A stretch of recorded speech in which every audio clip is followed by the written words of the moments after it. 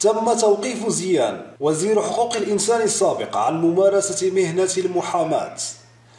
قررت غرفة المشورة بمحكمة الاستئناف في مدينة الرباط إدانة المحامي محمد زيان بحكم يقضي بتوقيفه ل3 أشهر عن مزاولة مهنة المحاماة بسبب ما اعتبرته تجاوزات مهنية وادعاءات لا أساس لها من الصحة والقيام بتصرفات منافية لقواعد وأخلاق المهنة ونشر ادعاءات باطلة.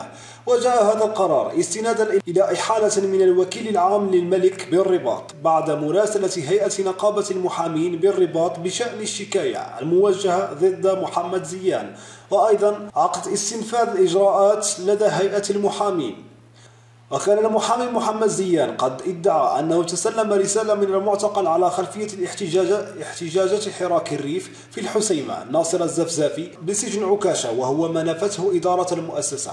وأكدت المندوبية العامة لإدارة السجون في بلاغ لها أنه بالنظر إلى أن المحامي زيان ادعى أنه تسلم الوثائق المنشورة داخل محل المخابرة بالمؤسسة السجنية، فإن هذه الإدارة ستتقدم لدى الجهة القضائية المختصة بطلب فتح تحقيق في الرسالة التي توصل بها والتحقق من المصدر الفعلي للرسالة المنشورة. ونفى الحكم الصادر عن غرفة المشورة في استئنافية الرباط ادعاءات المحامي زيان النقيب السابق بهيئة الرباط.